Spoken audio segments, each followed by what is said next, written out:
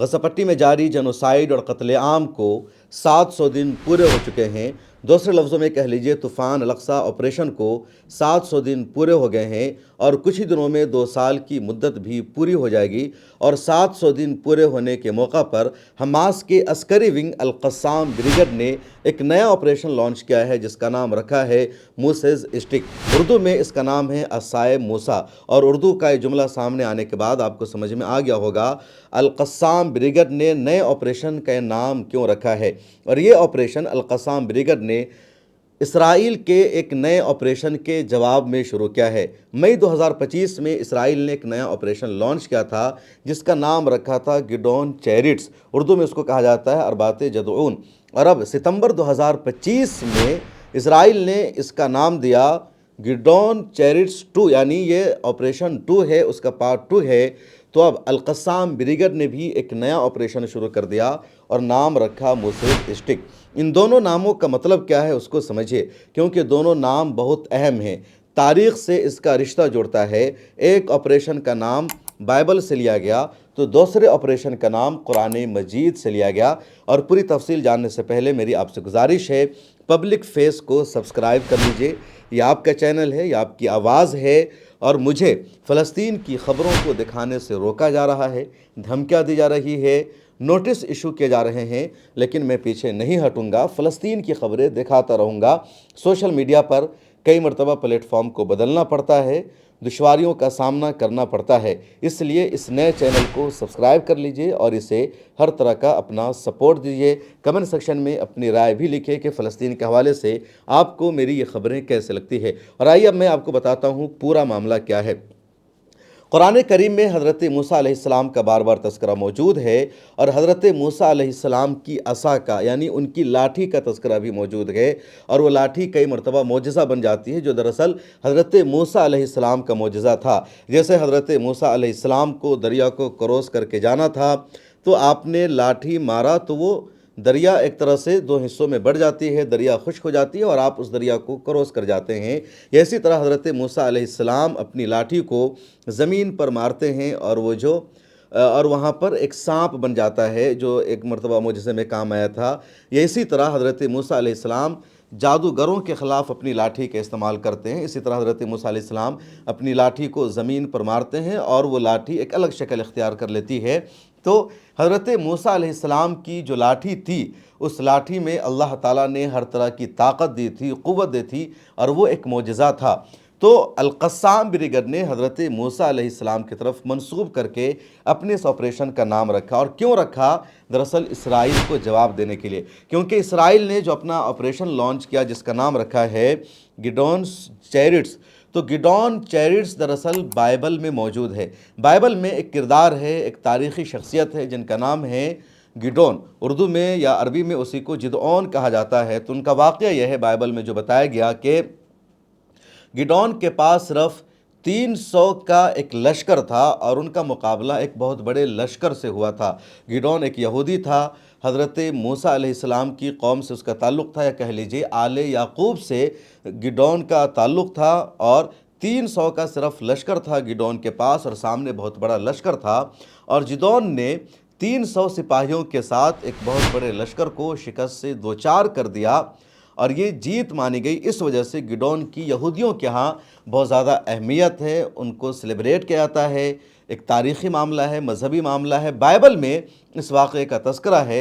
चुनांचे Israel ने इसी तारीख़ी और मजहबी शख्सियत की तरफ मंसूब करते हुए अपने इस ऑपरेशन का नाम रखा गिडोन चैरिट्स 2 के हमारा लश्कर छोटा है, हमारा मुल्क छोटा है, लेकिन हम अल-क़स्साम ब्रिगेड को, हमास को, फ़लस्तीनियों को शिकस्त से दो चार करेंगे और इस इलाक़े का कब्ज़ा दोबारा हासिल कर लेंगे।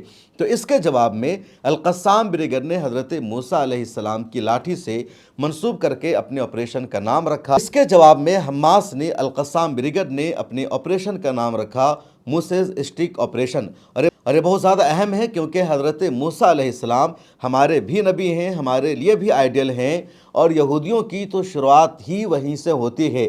یہودیوں کی تاریخ میں جس نبی کو سب سے زیادہ اہم مانا جاتا ہے وہ حضرت موسیٰ علیہ السلام ہیں، اور اسلام کا عقیدہ یہ ہے کہ حضرت محمد صلی اللہ علیہ وسلم اور اس کے علاوہ جتنے پروفٹ آئے ہیں، جتنے پیغمبر آئے ہیں، ان سب کو بھی نبی ماننا ہوگا۔ اور حضرت موسیٰ علیہ السلام کا تذکرہ تو قرآن کریم میں بہت زیادہ ہے، احادیث میں بہت زیادہ ہے، تو وہ بھی ہمارے لیے قابل احترام، وہ بھی ہمارے نبی۔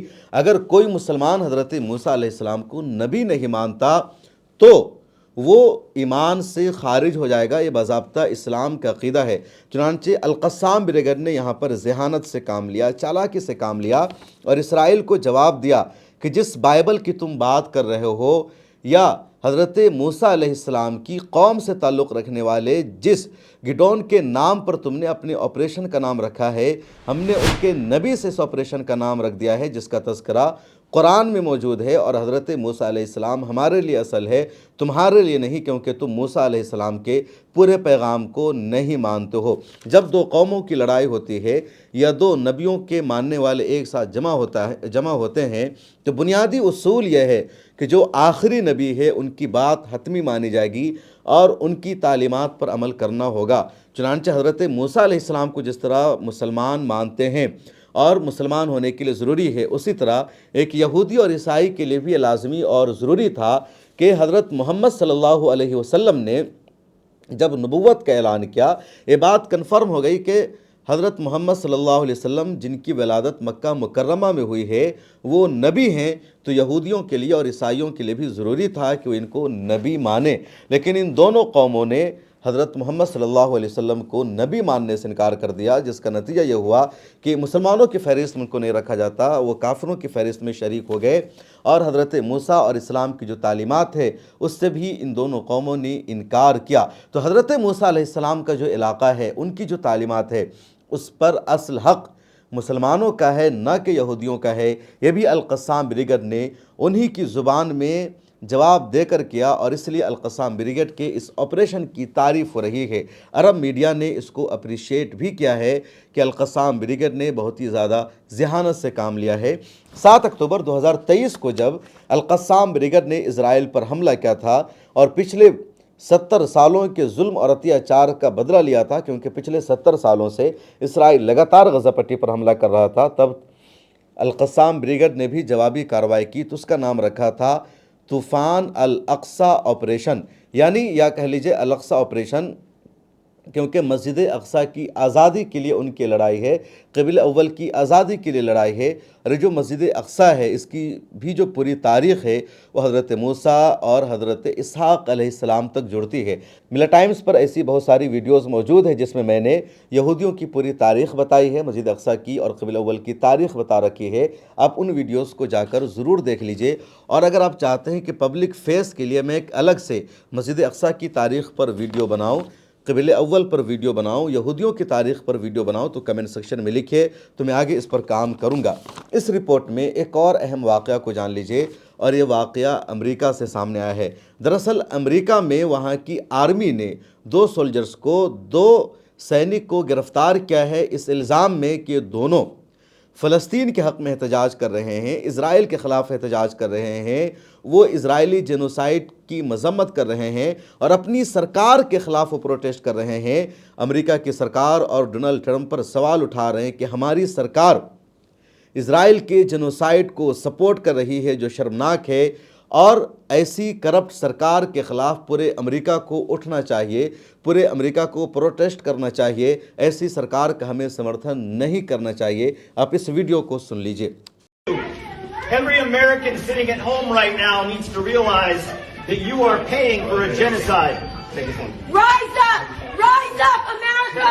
Rise up! It is time to take back this country from these corrupt politicians. It is time. It is beyond time. We're going out to the voting dog. تو آپ نے دیکھا 2 امریکی فوجی، جس میں ایک مرد ایک عورت ہے، ان دونوں نے اپنے ہی سسٹم کے خلاف پروٹیسٹ کیا ہے۔ اور یہاں انڈیا میں لوگ پروٹیسٹ اور احتجاج کرنے سے ڈرتے ہیں، عرب دیشوں میں تو احتجاج کرنے کی، بولنے کی ذرہ برابر اجازت ہی نہیں ہے، لیکن ان دونوں امریکیوں کو سیلوٹ کیجئے، ان کو سلام کیجئے، ان کی نوکری چلی جائے گی، ان کی جاب چلی جائے گی۔ ہو سکتا ہے ان کا کچھ بھی انجام ہو، اس کے باوجود انہوں نے رسک لیا انسانیت کے نام پر، ہیومنٹی کے نام پر، اور لگاتار امریکہ میں لوگ سڑکوں پر آ رہے ہیں۔ اور ایک ایسے وقت میں جب ٹرمپ کی حکومت لگاتار فلسطینیوں کے خلاف فیصلے کر رہی ہے، ابھی کی خبر یہ ہے کہ 3 ایسی ہیومن رائٹس آرگنائزیشن پر امریکہ نے پابندی لگا دی ہے جو آرگنائزیشن فلسطینیوں کے مدعے کو اٹھاتی ہے، ان کے لیے کام کرتی ہے۔ اس کے علاوہ جو پیولو کے آفیشیل سے جو ذمہ داران ہیں ان پر پہلے سے پابندی لگا رکھا امریکہ نے۔ یونائٹڈ نیشن کی جنرل اسمبلی میں فلسطین کو ایک اسٹیٹ کا درجہ دینے پر ووٹنگ ہونی ہے اسی مہینے میں، اور اس میں جانا تھا محمود عباس کو، ان کے وزیر اعظم کو، ان کی آفس سے دوسرے لوگوں کو، اور ان تمام کے ویزا کو رد کر دیا کیونکہ یونائٹڈ نیشن کی جنرل اسمبلی کا اجلاس نیو یارک میں ہوگا۔ تو یہ سچائی ہے امریکہ کی، لیکن وہاں کی جو عوام ہے ان کو سیلوٹ۔ اور حماس نے یہ جو نام رکھا ہے عصائے موسیٰ، یعنی موسیز اسٹک آپریشن، اس کے بارے میں آپ کی کیا رائے ہے کمنٹ سیکشن میں لکھیں۔ اور آخر میں پھر گزارش ہے اس چینل کو سبسکرائب کر لیجئے، زیادہ سے زیادہ لوگوں سے شیئر کیجئے۔ کیا آپ ایک ایسی پراپرٹی میں انویسٹمنٹ کرنے کی سوچ رہے ہیں جو آنے والے سمے میں ہائی ریٹرن دے؟ تو آج میں آپ کو لے چلتا ہوں ایک ایسے لوکیشن پر جہاں ایشیا کا سب سے بڑا ایئرپورٹ بننے جا رہا ہے اور ساتھ ہی انڈیا کی سب سے بڑی فلم سٹی بھی بنائی جا رہی ہے۔ جی ہاں، میں بات کر رہا ہوں زیور کی، جہاں یہ دونوں بڑے پروجیکٹ بن رہے ہیں اور آنے والے 3 سے 4 مہینے میں زیور ایئرپورٹ سٹارٹ بھی ہو جائے گا۔ اسی زیور ایئرپورٹ سے ماتر 10 منٹ کی دوری پر ٹپل میں آئی اینڈس بلٹیک پرائیویٹ لمیٹڈ دوارا ایک پروجیکٹ لانچ کیا گیا ہے جس کا نام ہے آرک وسٹا۔ یہ ایک فلی ڈیولپڈ پلاٹ کی سوسائٹی ہونے والی ہے جسے 100 بیگھے میں بنایا جا رہا ہے۔ اس پروجیکٹ میں ریزیڈینشیل اور کمرشیل دونوں طرح کے پلاٹ اپلبدھ ہیں۔ اس پروجیکٹ میں آپ 50 گز سے لے کر 500 گز تک کے پلاٹ لے سکتے ہیں۔ اس سوسائٹی میں آپ کو چوڑے سڑک، بجلی، پانی، سیور، پارک، اسٹریٹ لائٹ اور سیکیورٹی کی سویدھا ملے گی۔ جیسے کہ آپ اس ویڈیو میں دیکھ پا رہے ہیں، سڑک کے دونوں طرف ابھی سے ہی پلانٹیشن کر دی گئی ہے تاکہ اس سوسائٹی میں بھرپور ہریالی اور سوچھ واتاورن رہے۔ اس پروجیکٹ کی سب سے خاص بات ہے اس کا پیمنٹ پلان، جس کے دوارا آپ آسان ماسک قسطوں میں بھگتان کر کے اپنے لیے ایک پراپرٹی بنا سکتے ہیں۔ اس میں آپ ماتر 5100 روپے کی ٹوکن راشی دے کر اپنا پلاٹ بک کر سکتے ہیں۔ 40% کے بھگتان پر آپ کو آپ کے پلاٹ کا قبضہ اور ایگریمنٹ دے دیا جائے گا، جس کے بعد آپ اپنے پلاٹ پر اپنا مکان یا دکان بنا سکتے ہیں۔ 60% دینے کے بعد پلاٹ کی رجسٹری کرا دی جائے گی، اور جیسے ہی آپ کا 100% کا پیمنٹ کمپلیٹ ہوگا، آپ کو آپ کے پلاٹ کا میوٹیشن یعنی داخل خارج کرا دیا جائے گا۔